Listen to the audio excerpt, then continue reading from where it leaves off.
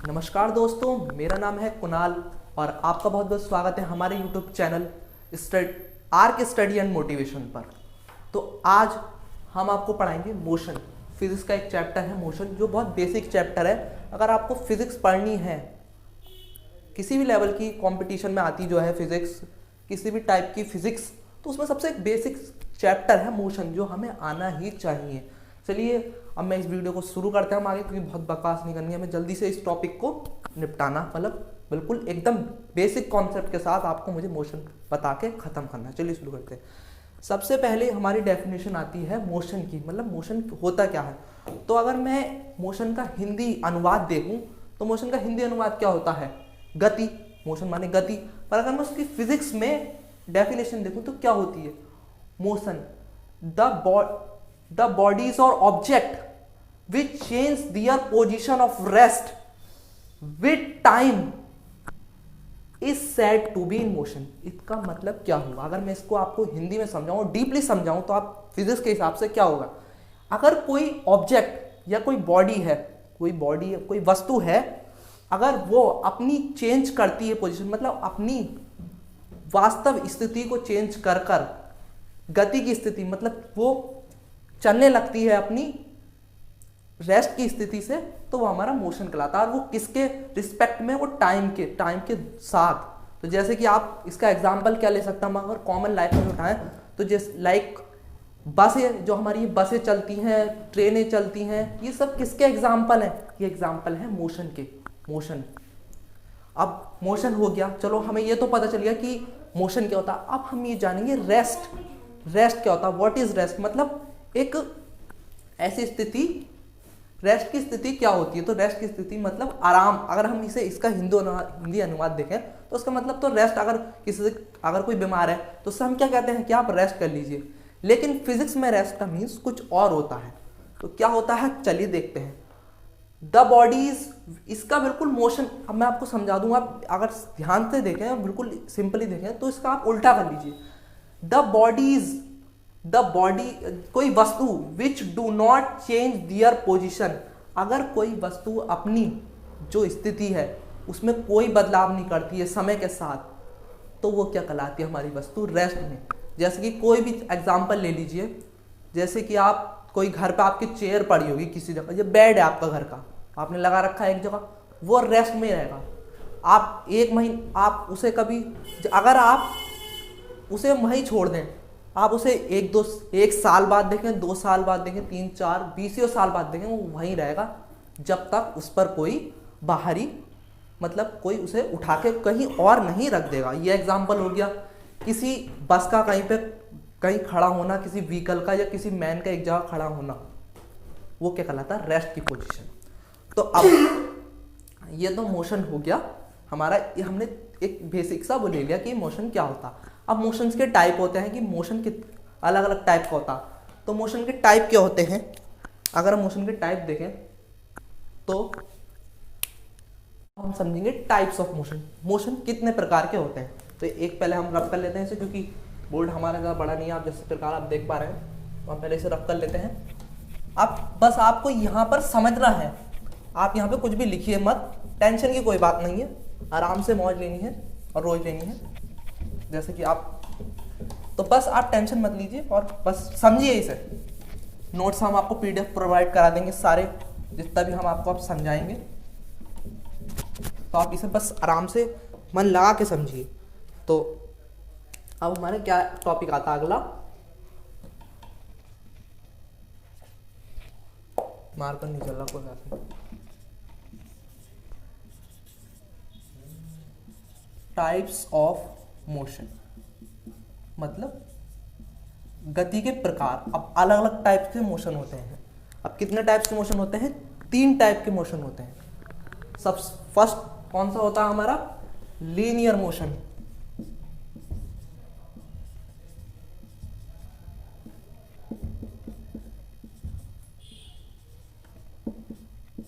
अब मैं आपको अगर ऐसी अपने हिसाब से समझाऊं, लिख के नहीं, अगर मैं अपने बोलचाल समझाऊं, अब motion in a straight line is said to be linear motion. इसका अगर हिंदी में सिंपल सा अनुवाद, जो मोशन एक सीधी सीधी दिशा में हो रहा हो वो हमारा लीनियर मोशन कहलाता है।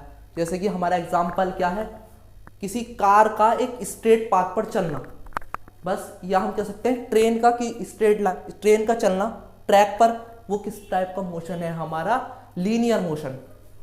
ये बात आपको समझ आई होगी। अब हम दूसरा मोशन पढ़ते हैं, हमारा वो क्या मोशन होता है, हमारा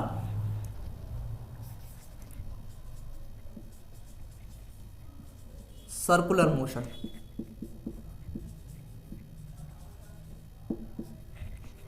अब हमारा सर्कुलर, जैसे कि आप देख सकते हैं इसमें सर्कुलर आ रहा, मतलब गोलाकार, सर्कुलर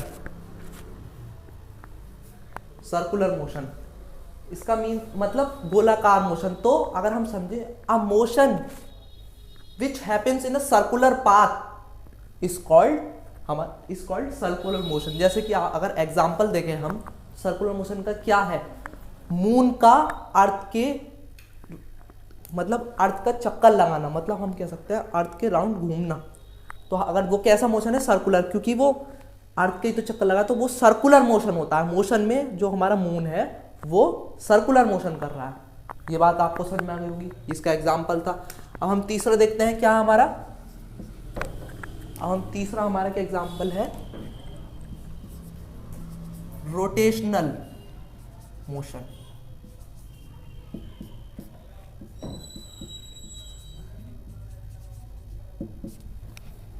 अब रोटेशनल मोशन क्या होता है, a motion which happens on it axis, मतलब अगर मैं आपको सही से समझाऊं, कोई मोशन जो एक ही जगह पर हो, रोटेशन। जैसे कि एग्जांपल है रोटेशन ऑफ सीलिंग फैन। आपके घर में आपने देखा होगा एक पंखा होता है, मतलब जो छत का पंखा होता है, वो क्या होता है, एक जगह पड़ा हुआ होता है लेकिन वो सर्कुलर घूम रहा होता है, तो उसे हम क्या कहते हैं, हमारा रोटेशनल मोशन। किस प्रकार का मोशन, रोटेशनल मोशन। अब ये बात आपको यहाँ तक समझ में आ गई होगी मोशन में यहाँ पे रिलेटेड। दोस्तों हम आपको समझाते हैं uniform and non uniform motion. इसे समझाने से पहले मैं आपसे एक बात कहना चाहता हूँ। एक हरिवंश राय बच्चन जी का एक बहुत अच्छी पूरी इन्होंने कविता लिखी है, उसमें से मैं कुछ चुनिंदा लाइनें आपको सुनाना चाहता हूँ कि कुछ किए बिना जय जयकार नहीं होती और कोशिश करने वालों की कभी हार नहीं होती। मतलब कुछ किए बिना तो आपको सफलता मिलेगी नहीं, और अगर आप कोशिश करेंगे तभी तो आपकी जय जयकार होगी ना। तो इसलिए आप अपने लक्ष्य की ओर मेहनत करते रहिए, उसके लिए मेहनत करते रहिए। कभी भी कोई राह में दिक्कत आए तो आप हार मत मानिए। बस आपसे मेरी यही उम्मीद है दोस्त के नाते कि आप मेहनत करते रहिए, आप कर्म करिए, फल की चिंता मत करिए। Do not worry for result, do your hard work. तो चलिए अब मैं आपको समझाता हूँ यूनिफॉर्म। तो यूनिफॉर्म मोशन क्या होता है, when a body travels equal distance in the equal interval of time।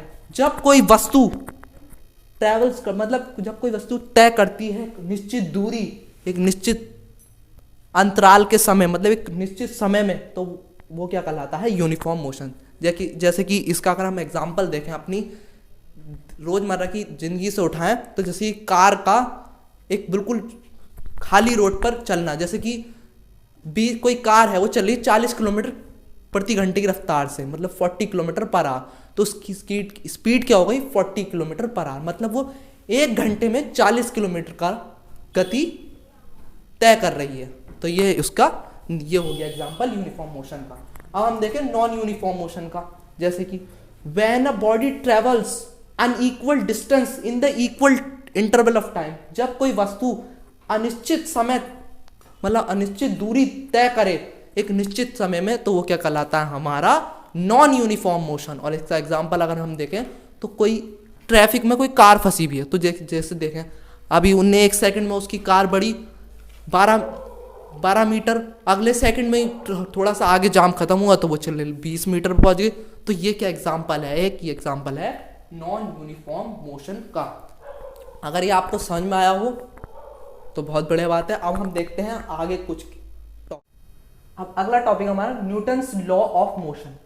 अब न्यूटन के गति के नियम, मतलब न्यूटन ने जो हमें गति के नियम दिए हैं। अब आप सोच रहे होंगे हम ये क्यों पढ़ते हैं न्यूटन की गति के नियम, और न्यूटन ने क्यों बताया हमें गति के नियम। तो न्यूटन ने क्यों बताया, न्यूटन को लगा कि हम लोगों को जानना चाहिए फिजिक्स हमें क्या बताती है, हमारे आसपास जो घटनाएं होती हैं, जो फिजिकल घटनाएं, मतलब जो किसी फिजिकल घटनाएं जो होती हैं उसके बारे में फिजिक्स नॉलेज देती है। तो ये हम आप डेली लाइफ में भी यूज करते हैं न्यूटन के तीनों लॉ, लेकिन आपको वो पता नहीं लगते क्योंकि हम जानते ही नहीं, हमें तो बस किताबी ज्ञान के लिए वो पढ़ने हैं। तो अब मैं आपको और समझाता हूँ डीपली, जहां तक मैं आपको बिल्कुल वास्तविकता से जोड़ के समझाना चाहूंगा। समझते हैं फर्स्ट लॉ क्या कहता है न्यूटन का। न्यूटन का फर्स्ट लॉ क्या कहता है, if an object in rest, अगर कोई वस्तु रेस्ट में है मतलब किसी एक जगह पर स्थिर है और यूनिफॉर्म मोशन और एक निश्चित गति से चल रही है, तो it continue to be rest और मोशन, तो वह एक स्थिर गति में रहेगी और अगर चल रही है तो चलती ही रहेगी जब तक उस पर कोई बाहरी फोर्स नहीं लगेगा। तो आप समझ चुके होंगे, जब तक उस पर कोई बाहरी फोर्स नहीं लगेगा। जैसे कि आप कोई भी कुछ ही चीज़ का भी मैं एक डेली लाइफ से एग्जांपल उठाऊं तो जैसे कि आपके घर एक कोई बेड है, कोई चेयर है, अगर उस पर कोई फोर्स आप अप्लाइड ना करें बाहरी तो वो हिल नहीं सकता। आप उसे 10 साल बाद भी देखिए तो वो वस्तु वहीं पड़ी रहेगी, कहीं नहीं हिलेगी। तो वही जो हमारा एग्जांपल है Newton's first law of motion. अब अगर दूसरा चीज देखें, अब जैसे कि कोई वस्तु है जो चल रही है, जैसे कि आप मानिए एक साइकिल है, वो चले जा रही है, पर अगर आप उसमें ब्रेक नहीं मारेंगे तो वो नहीं रुकेगी, रुक जाएगी। आप कहेंगे हाँ वो तो रुक जाएगी, हम पैंडल मारना बंद कर, हाँ वो रुक जाएगी, लेकिन उस पर भी एक फोर्स अप्लाइड हो रहा है, मतलब काम कर रहा है, जिसे हम कहते हैं फ्रिक्शनल फोर्स। तो आपको बात समझ में आई। अब हम बिल्कुल समझ में आ गया होगा आपको डीपली न्यूटन का फर्स्ट लॉ ऑफ मोशन। अब हम देखते हैं न्यूटन का गति का दूसरा नियम, सेकंड लॉ ऑफ मोशन। तो मोशन का दूसरा नियम क्या कहता है, the rate of change of momentum of a body is directly proportional to the force acting. मतलब क्या है इसका, कि कोई वस्तु का जो मोमेंटम है वो किसके इक्वल होगा, वो होगा उसके फोर्स के जो उस वस्तु पर लगाया जा रहा है। अब आप पूछेंगे ये मोमेंटम क्या होता है, तो अगर हम मोमेंटम को देखें तो मोमेंटम क्या होता है हमारा, मोमेंटम होता है हमारा, अगर मैं आपको समझाना चाहूं मोमेंटम क्या होता है,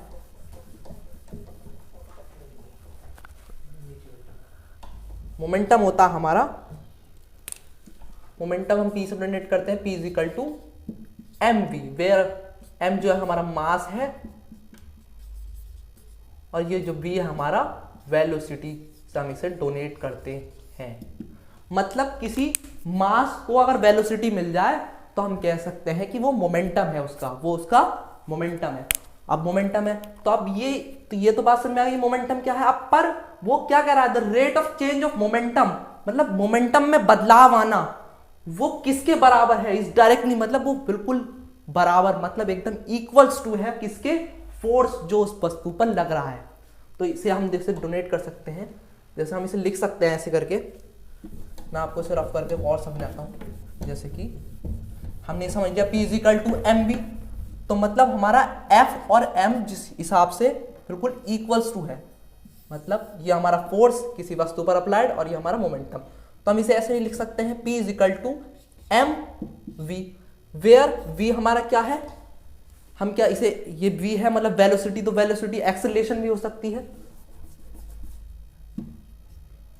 अब आप सोचेंगे एक्सेलरेशन कहां से हो गया, एक्सेलरेशन को हम डीपली स्टडी करेंगे अपने आगे के टॉपिक में, अभी हम यहां पर इसके बारे में देख रहे हैं न्यूटन की गति के नियम। तो इससे हमारा ये फॉर्मूला ड्राइव होता है जो फोर्स निकालने के लिए बहुत इस्तेमाल होता है, F is equal to ma, where m is mass of that body और a जो है एक्सेलरेशन है। तो ये बात आपको यहां समझ में आई होगी अच्छे से। तो यही बस इसमें समझाया गया है कि the rate of change of momentum of a body is directly proportional to the force acting on it. अब इसका अगर हम एक डेली एग्जांपल देखें तो जैसे कि आप क्रिकेट मैच, तो आजकल हमें पता है इंडिया में क्रिकेट का कितना क्रेज है, तो हम देखते हैं जब कोई कैच आती है किसी फील्डर पर जो कहीं पे भी खड़ा हो, आप हमारे सभी दर्शक क्रिकेट के बारे में बहुत जानते होंगे, तो आपने देखा होगा कि खिलाड़ी कैच कभी भी लेते हैं तो वो ऐसे या ऐसे लेते हैं, कभी ऐसे नहीं कि ऐसे उन्होंने एकदम बंद कर दी। क्यों, उसके पीछे क्या रीजन है, क्या रीजन है, उसके पीछे यही रीजन है, हमारी जो बॉल आ रही है उसमें कुछ मास है और उसे किससे बैट के द्वारा हिट करा गया है, तो उसमें दोस्तों अब हम पढ़ेंगे, मतलब हम क्या समझेंगे, हम समझेंगे Newton's law of motion, Newton की गति का तीसरा नियम समझेंगे हम। और वो क्या है, every action has equal and opposite reaction. हाँ आप सोच रहे हो कितनी गंदी राइटिंग में लिख रखा, कोई बात नहीं, गंदी राइटिंग, हम आपको इसके neat and clear notes provide करा देंगे, पीडीएफ आप हमारे नीचे यूट्यूब के डिस्क्रिप्शन बॉक्स में से लिंक पर क्लिक कर आप जा सकते हैं। अब आप देखिए क्या होता है, आप समझिए। Every action has equal and opposite reaction, इसका मतलब अगर हिंदी में समझे, हर क्रिया की एक प्रतिक्रिया होती है, उसकी अपोजिट मतलब उसके विपरीत एक क्रिया की प्रतिक्रिया होती है। अगर आपने देखा ही होगा, आप अपने रोजमर्रा की जिंदगी में देखें, हर क्रिया की प्रतिक्रिया होती है। जैसे कि आप, अगर मैं मजाक में समझाऊंगा आपको, आपने किसी का थप्पड़ मारा चलते हुए इंसान के, तो अभी आपको छोड़ेगा नहीं, तो आपने उस पर क्रिया करी और आपको प्रतिक्रिया कर दी। चलिए ये बात तो वैसी है, हम फिजिक्स के हिसाब से समझते हैं कि न्यूटन का तीसरा नियम क्या कहता है, और वो कहता है कि every reaction has equal and opposite reaction, every action has equal and opposite reaction. जैसे कि एक बॉल लीजिए, ले लीजिए, अगर आपके घर पर है और आप उसे दीवार पर मारिए, तो ऐसा तो नहीं होगा कि दीवार पे जाके नीचे गिर जाएगी, वो वापस आपकी तरफ को आएगी। यही न्यूटन का एक एग्जाम्पल है, every action has equal and opposite reaction. और बहुत सारे एग्जाम्पल हैं, हम आपको समझा देंगे। बस यही अपनी वीडियो को समाप्त करते हैं। अब मैंने आपको इसमें मोशन को एक बेसिक कॉन्सेप्ट दिया है, अब मैं इसमें आपको आने वाली वीडियो में स्पीड, एक्सेलरेशन, डिस्टेंस क्या होता है, डिस्टेंस, यूनिफॉर्म डिस्टेंस और स्पीड नॉन यूनिफॉर्म, इसके बारे में समझाएंगे। आप हमारे channel arc study and motivation को सब्सक्राइब कीजिए, और जो वो सब्सक्राइब का बटन है उसे ठोक ठोक कर लाल कर दीजिए, और लाइक भी जरूर लाइक जरूर कर दीजिए। जय हिंद।